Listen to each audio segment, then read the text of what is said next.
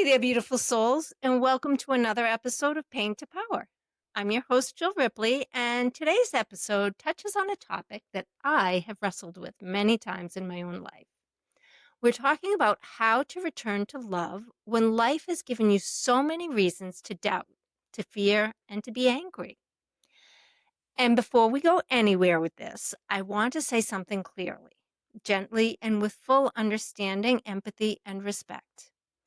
If you feel guarded, if you feel cynical, if you feel angry, numb, distrustful, or closed, there is nothing wrong with you.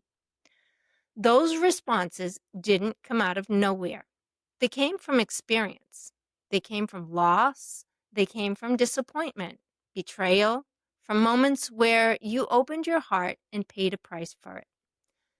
So, if love feels far away right now, it doesn't mean you failed. It means you've adapted.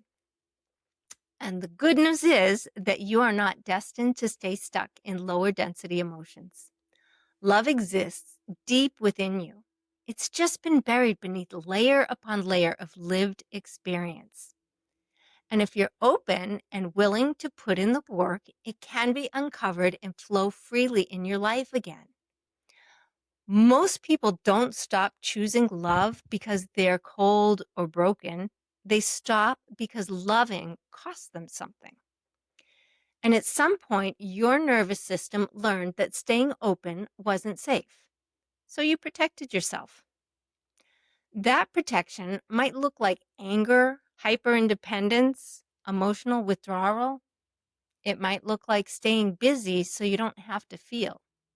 It might look like control, cynicism, or a quiet, I don't care anymore.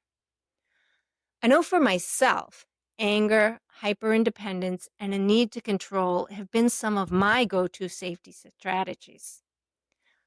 But underneath all of it is usually the same truth, that you cared deeply and you got hurt.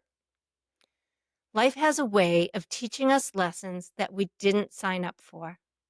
Loss arrives uninvited. People change, relationships end, and trust is broken.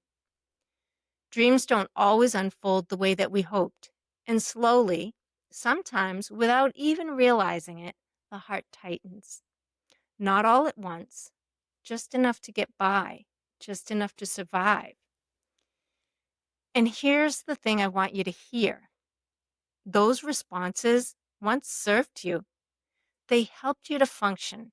They helped you to get through, and they helped you to stay standing when collapsing felt imminent. The problem isn't that you built walls.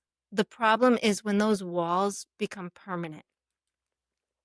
Because what once protected you from pain can eventually become the very thing blocking you from the love that you so truly deserve. And when I talk about love here, I'm not speaking about only romantic love, although I'm not dismissing it either.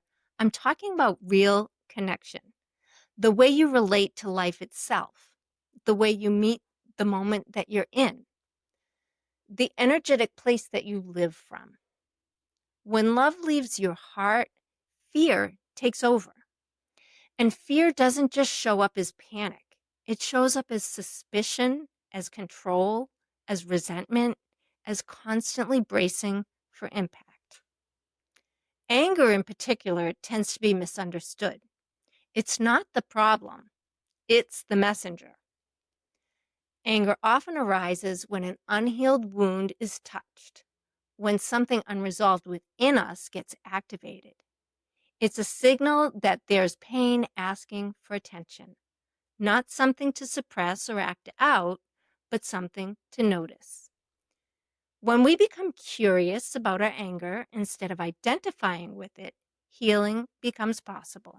Because beneath anger is usually a place that still hurts, still remembers, still needs compassion, and seeing that clearly isn't a failure of healing, it's the moment healing can begin.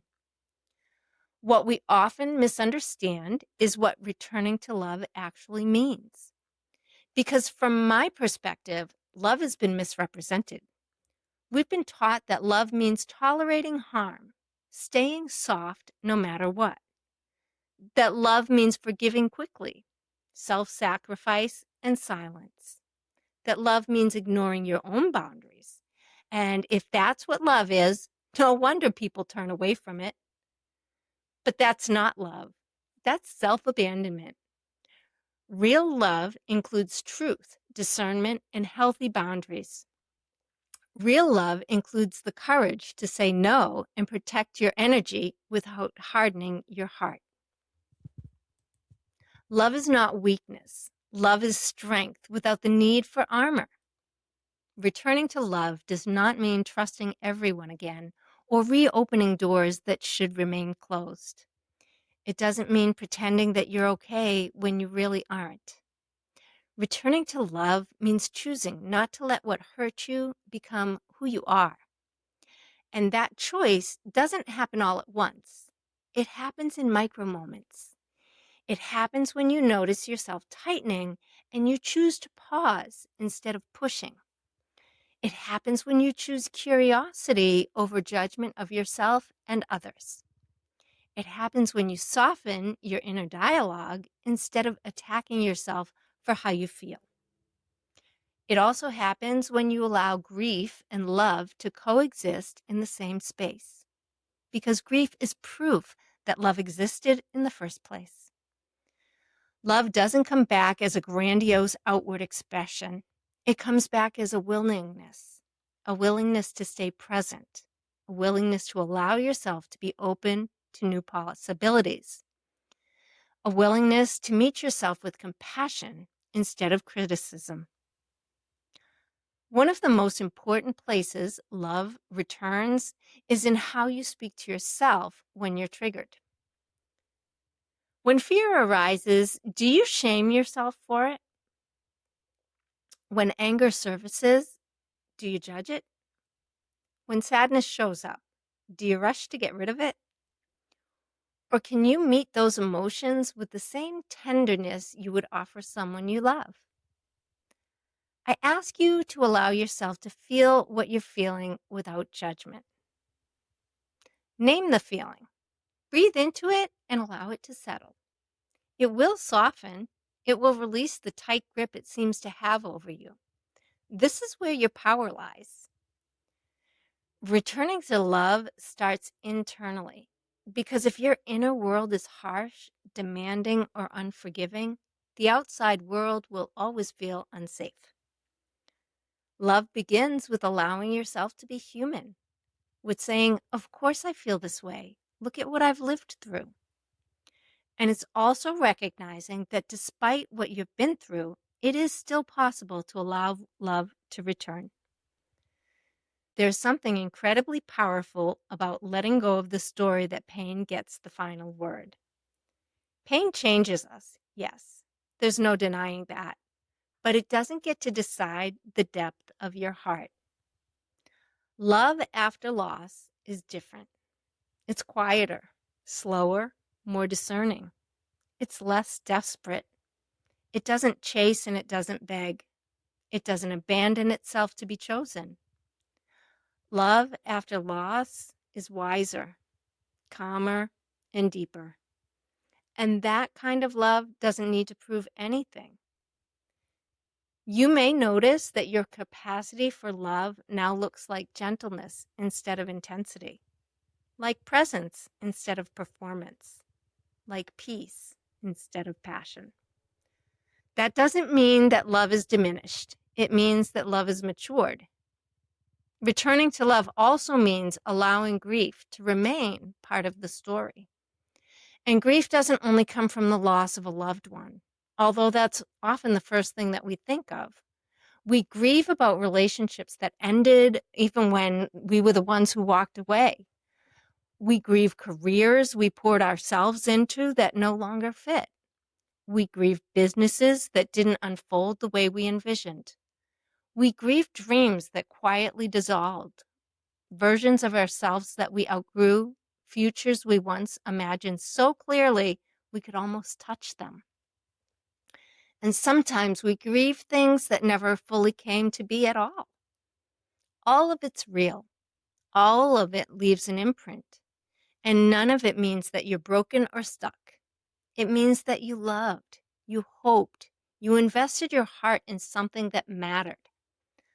Love doesn't require erasing these losses. It asks us to make room for them, to let grief soften us instead of hardening us, and to allow what we've lost to deepen our compassion rather than close us off from life.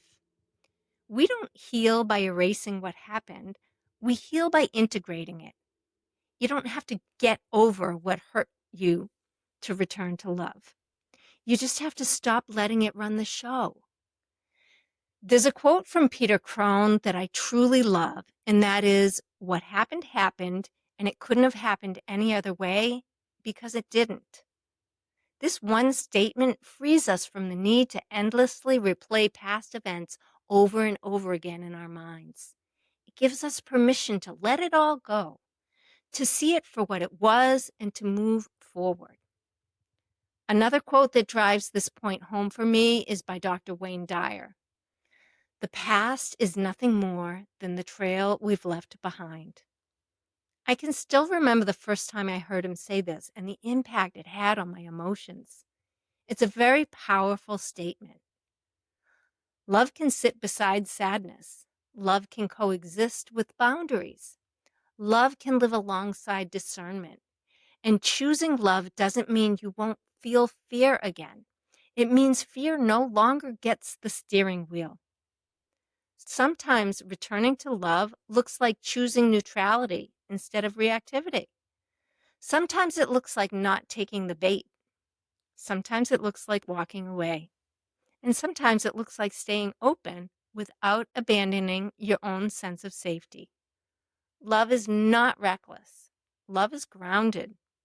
It's rooted in presence. And presence is where safety and self-trust are rebuilt.